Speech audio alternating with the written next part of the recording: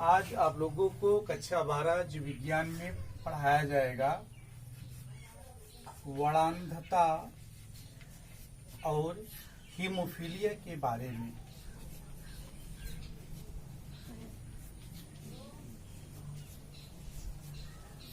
वर्णांधता को इंग्लिश में लिखते हैं कलर ब्लाइंडनेस।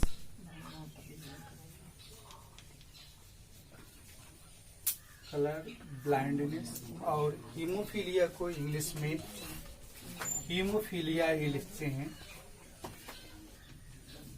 आइए दोनों के बारे में जान लें कि वर्णांधता क्या होता है और हीमोफीलिया क्या होता है। अगर हम वर्णांधता को दो भाग में करके लिखें, इस तरह से अगर हम लिखें वर्धन अंधता। वर्ण मीन्स होता है रंग, अंधता मीन्स होता है अंधापन, अर्थात रंग का अंधापन वर्णांधता कहलाता है।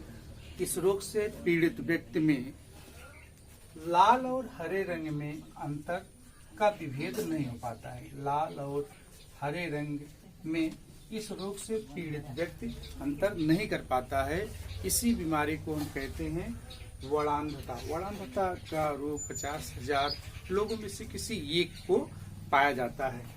तो वर्णांधता के रूप में कभी कभी क्वेश्चन इस तरह से पूछा जाता है कि अगर कोई व्यक्ति वर्णांध है तो क्या उसे रेलवे ड्राइवर के पद पर या वो चित्रकार बन सकता है? तो इसका आंसर होता है नहीं। कोई भी व्यक्ति अगर लाल और हरे रंग में अंतर नहीं कर पा रहा है तो वह रेलवे की ड्राइवर क्या किसी भी प्रकार का ड्राइवर नहीं बन सकता है, क्योंकि लाल और हरे रंग में अंतर के कारण ही आप गाड़ी को चला सकते हैं। तो ये होता है वर्णांधता। दूसरा होता है हीमोफीलिया। आइए हम लोग सबसे पहले जाने कि हीमोफीलिया क्या होता है। आपने देखा होगा कि जब व्यक्ति को चोट लगती है तो 3 से 4 मिनट के बाद रक्त का बहना रुक जाता है, अर्थात रक्त का थक्का बन जाता है। लेकिन जो लोग हीमोफीलिया रोग से पीड़ित होते हैं, ऐसे रोगियों में चोट लगने के बाद रक्त का बहना नहीं रुकता है और 3 से 4 मिनट के बाद भी इनका रक्त लगातार बहता रहता है और लगातार रक्त के बहने के कारण इस प्रकार के रोगियों की मृत्यु भी हो जाती है। तो सबसे पहले आप लोगों को आज हम बताएंगे वर्णांधता के बारे में। और वर्णांधता में जो एग्जाम में सबसे ज्यादा क्वेश्चन पूछा जाता है वह पूछा जाता है कि वर्णांधता की वंशागत किस प्रकार की होती है। 4-5 कंडीशंस होते हैं, अगर हम आपको बताएंगे तुरंत आप समझ जाएंगे। तो आइए सबसे पहले वर्णांधता के बारे में डिटेल करके हम पढ़ते हैं। वर्णांधता कलर ब्लाइंडनेस। सबसे पहले जान लीजिए कि वर्णांधता का जो रोग होता है यह X संलग्न लिंग गुणसूत्र पर पाया जाता है। X संलग्न लिंग गुणसूत्र पर पाया जाता है, अर्थात यह आप जानते हैं कि जो गुणसूत्र होता है स्त्रियों में X होता है, पुरुषों में XY होता है। तो वर्णांधता का जो बीमारी है यह X गुणसूत्र पर पाया जाता है। अभी मैंने आपको इसकी इंग्लिश लिखवाए थे, तो मैंने लिखा था कलर ब्लाइंडनेस। तो कलर ब्लाइंडनेस जब आप लिखेंगे COLOUR कलर BLINDNE जब लिखेंगे तो इसका पहला वर्ड जो है C, कैपिटल C लिखा गया है। C को हम इसका प्रतीक, वर्णांधता का प्रतीक हम मान लेते हैं C को। अब हमको इसकी वंशागत के बारे में पढ़ना है, तो हम लोग देखिए किस तरह से कर सकते हैं। इसके बारे में थोड़ा बेसिक चीज जाने रहिए, तभी आप इसकी वर्णांधता को समझ पाएंगे।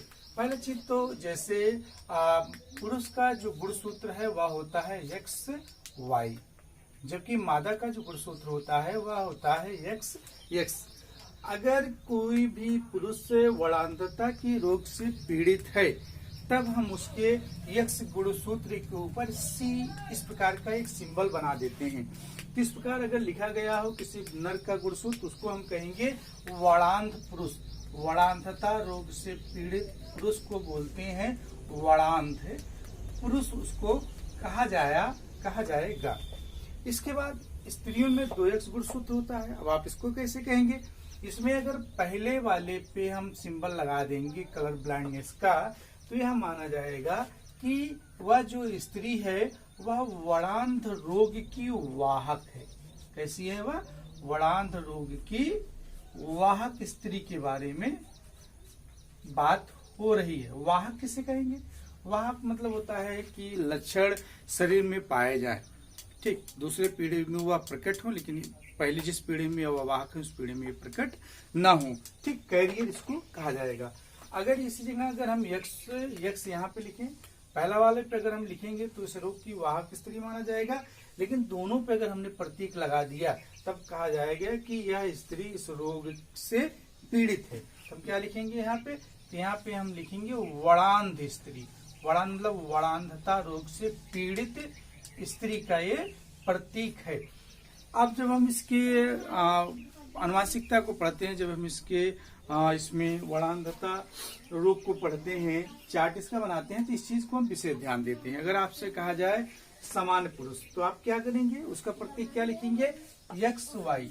अगर आपसे कहा जाए कि वड़ांध पुरुष तो आप क्या लिखेंगे? सी के ऊपर यक्स के ऊपर सी लगा देंगे। अगर आपसे कहा जाए समान स्त्री तब तो आप लिखेंगे यक्स यक्स। लेकिन अगर आपसे कहा जाए कि वड़ांधता रोग की वाहक स्त्री तो आप क्या प्रतीक करेंगे? यक्स सी यक्स। लेकिन अगर आपसे कहा जाए वड़ांधता रोग से पीड़ित स्त्री तब इसकी देखिए क्या होता है? यक्स सी। इसी प्रतीक को आप याद रखेंगे। इसके आधार पर हम वड़ांधता रोग को एक एक करके पढ़ सकते हैं। अब अगर एक कंडीशन दिया जाए कि अगर एक पहला कंडीशन आप देखिएगा, अगर ये कहा जाए कि एक का सामान्य पुरुष का विवाह, सामान्य पुरुष का विवाह, समान पुरुष है तो उसका गुणसूत्र हो जाएगा यक्स वाई का विवाह एक वड़ांधता रोग की वाहक स्त्री से होता है। वड़ांधता रोग की वाहक स्त्री से होता है तो उनके संतानों में किस प्रकार के वड़ांधता के लक्षण प्रकट होंगे, किस प्रकार की वंशागत पाई जाएगी। तो वड़ांधता रोग की स्त्री की बात करेंगे तो मैंने प्रतीक के पहले बताया था यक्स सी यक्स लिखेंगे। अब इसके बाद हमको ये देखना है, क्वेश्चन आपसे पूछा गया कि ये देख समान पुरुष का विवाह एक वड़ांधता रोग की वाहक स्त्री के साथ किया जाए तो उनके संतानों में किस प्रकार के वड़ांधता रोग के लक्षण प्रकट होंगे। तब इसका हम एक छोटा सा चार्ट बना देंगे, मेंडल का चार्ट। इस चार्ट को कहा जाता है, काफी बार आप लोगों ने पहले वाली कक्षाओं में इसके बारे में पढ़ा भी होगा। इस तरह से चार खाना बना देते हैं। आप चाहें यहाँ पे हम नर लिख देते हैं, इसका मतलब है कि नर को हम ऊपर की तरफ दिखा देंगे। यहाँ पे हम मादा लिख देते हैं, इसका मतलब मादा का जो प्रतीक है यहाँ और यहाँ दिखा देंगे। आपको पता है कि नर हमको दिखाना हुआ ऊपर, तो यक्स वाई यहाँ आप दिखा दीजिए, नीचे आप दिखा दीजिए यक्स और यक्स, लेकिन यहाँ पे यक्स सी है, ठीक, इतना आपको ध्यान रहे। अब इसका बच्चों हम लोग करा देते हैं गुणा। अब देखिए कैसे गुणा होगा, यहाँ पे यक्स सी यक्स हो गया, ठीक, यहाँ पे एक्स सी है, यहाँ पे सिर्फ यक्स है, यक्स सी यक्स हो गया। यहाँ पे यक्स सी वाई हो गया। इसका गुणा कराएंगे, अब इसका और इसका गुणा कराएंगे तो यक्स यक्स हो जाएगा, इसका गुणा कराएंगे तो यक्स वाई हो जाएगा। अब हमको ये जो रिजल्ट प्राप्त हुआ है इस चीज को हम लेके आते हैं बाहर की तरफ, तब 100% में हमारा रिजल्ट आएगा। जब हम बाहर की तरफ लेके आते हैं तो सबसे पहले इस खाने का लेके आइए आप। यहाँ लिखा गया है यक्स सी यक्स, चारों आप लिख लीजिए, इसके बाद आप इसका मतलब लिखिए। इसके बाद नीचे वाला अगर आप लिखेंगे तो यक्स यक्स, यहाँ आप फिर लिखिए यक्स सी वाई, और नीचे वाला अगर आप लिखेंगे यक्स वाई। अब आप चारों का मतलब लिख लीजिए कि इन चारों का क्या मतलब निकल रहा है। तो हम लोग देखते हैं कि यक्स यक्स का यहाँ पे यक्स यक्स है, इसका मतलब है कि यह स्त्री होगी। तो लेकिन किस प्रकार की स्त्री होगी? समान तो हो नहीं सकती, क्योंकि यक्स यक्स रहने पे ही समान स्त्री का गुणसूत्र प्रदर्शित होगा। यहाँ पे यक्स यक्स का मतलब हो जाएगा कि वाहक स्त्री, वड़ांधता रोग की वाहक स्त्री। अब इसके बाद यहाँ पे यक्स यक्स सामान्य रूप से जनरली लिखा गया है, तो यहाँ पे हम लिखेंगे सामान्य स्त्री। अब इसके बाद तीसरे वाले पे आप आइए, यहाँ पे यक्स सी वाई लिखा गया। मैंने आपको बताया था कि पुरुष के पास सिर्फ एक गुणसूत्र यक्स होता है, अगर उस पर हमने सिंबल लगा दिया या लगा हुआ है तो पुरुष इस रोग का वाहक नहीं होता है, बल्कि वड़ांधता रोग से पुरुष हमेशा पीड़ित ही होता है। तो यहाँ पर हो जाएगा पीड़ित, वड़ांधता रोग से पीड़ित पुरुष। अब इसके बाद हम देखते हैं चौथा मेरा रिजल्ट आता है, यह होता है सामान्य पुरुष। अब बच्चों इसमें अगर कुछ कामा हो रहा हो, ठीक है, कॉमन अगर हो तो वहां पे हम इसको एक साथ लिख लेते हैं। अब रिजल्ट क्या लिखेंगे आप? 25% वाहक स्त्री, 25% वाहक स्त्री, 25% सामान्य पुरुष या सामान्य स्त्री, और 25% पीड़ित पुरुष, और 25% सामान्य पुरुष। तो ऐसे माता पिता जो पुरुष अगर सामान्य है और स्त्री अगर वर्णांता रोग की वाहक है, तो उसके संतानों में 4 बच्चे अगर उसके उत्पन्न होते हैं, 4 संतान उत्पन्न होते हैं, तो पहला जो संतान होगा वह वाहक स्त्री होगी, और समान स्त्री होगी, पीड़ित पुरुष होगा और समान पुरुष होगा। इसी तरह एक कंडीशन हम लोग और ले लेते हैं। यहाँ पे जो अभी तक मैंने समान पुरुष लिखा था, यहाँ पे हम पीड़ित पुरुष कर देते हैं और यहाँ पे हम समान स्त्री कर देते हैं। तब आइए हम लोग देखें कि हमको किस प्रकार के रिजल्ट प्राप्त होते हैं वर्णांधता रोग की वंशागत के इस पाठ में। तो हम ये देखते हैं कि यहाँ पर अगर ये किया जाए कि यदि एक का नोट करके, अगर एक का वर्णांधता रोग से पीड़ित पुरुष का विवाह, पीड़ित पुरुष का सिंबल क्या हो जाएगा? XCY का विवाह एक का वर्णांधता रोग से पीड़ित अर्थात तो वर्णांध स्त्री से कराया जाए, तो उनकी संतानों में किस प्रकार के वर्णांधता के रोग प्रदर्शित होंगे। तो वर्णांध स्त्री न करके हम समान स्त्री यहाँ आपको कराना था। यहाँ आप लिख लीजिए समान स्त्री से कराया जाए, तब क्या होगा? समान स्त्री है तो उसका प्रतीक हो जाएगा X। अब फिर आप लोग मेंडल का जो खाना वाला नियम है उस पर आप आ जाइए, बहुत सिंपली सा बनाना होता है। तो इस तरह से हम लोग कर सकते हैं। यहाँ पे आप देख सकते हैं कि यहाँ मैंने कहा था ऊपर नर का लिख देना, नीचे मादा का, कहीं पे आप कर्म करिए कोई दिक्कत नहीं होता है। तो नर का ऊपर हो जाएगा XCY, मादा का नीचे हो जाएगा X। अब आप गुणा करा देंगे तो XCX होगा, यहाँ पे XY होगा, यहाँ पे XCX होगा, यहाँ पे XY होगा। अब इन चारों को आप बाहर की तरफ लेके आएंगे तो आपको मिलेगा XCX, नीचे वाले पाप आ जाइए XCX, फिर इसके बाद इस पे आ जाइए XY और इस पे आ जाइए आप XY। अब देखिए क्या रिजल्ट निकला। रिजल्ट ये निकला कि स्त्री के 2 गुणसूत्र होते हैं, XX गुणसूत्र होता है इसका।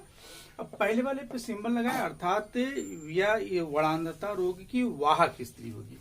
तो पहले जो संतान होगी वह वर्णांधता रोग की वाहक होगी। तो यहाँ आप लिख लीजिए वाहक स्त्री, 25% हो गया।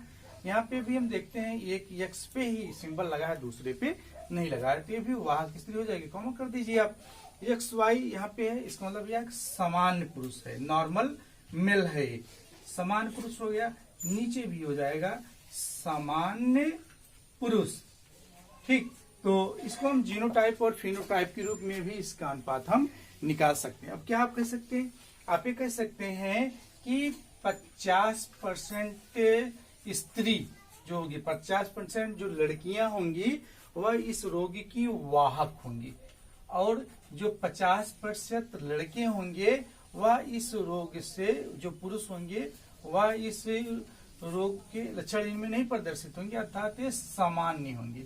कैसे होंगे? समान होंगे। अब आप देखिए बड़ा ही आश्चर्य हमको करता है वर्णांधता का यह पाठ कि पिता जो है वर्णांध था लेकिन माता उसकी सामान्य थी। तो वर्णांध पुरुष और समान स्त्री के बीच में जब प्रजनन की क्रिया हुई, इनका जब विवाह हुआ, तो विवाहोपरांत जब इनके बच्चे उत्पन्न हुए तो हमें ये देखते हैं कि पुरुष के नॉर्मल होने के बाद भी, पुरुष के अंदर वर्णांधता के लक्षण न होने के बाद भी इनके जो बच्चे हैं यह सामान्य हैं, और इसके बाद जो लड़कियां समान स्त्री से शादी हुआ था फिर भी इसकी लड़कियां इस रोग की वाहक होती हैं।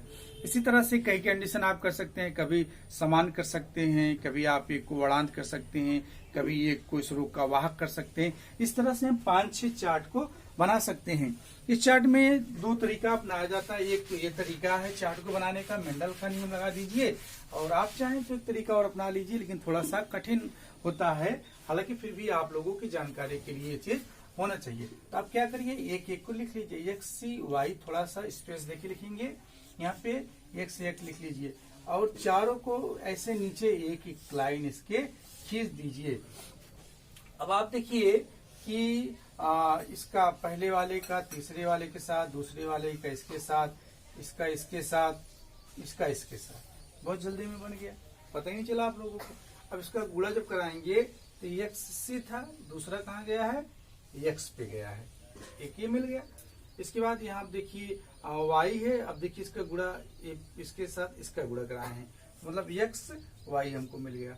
अब ये तीसरा वाले का है, इसका हम इसके साथ गुणा कराए हैं, तो एक्स सी एक्स मिल गया। और इसके बाद इसका और इसका गुणा कराए हैं, तो ये हो गया एक्स वाई।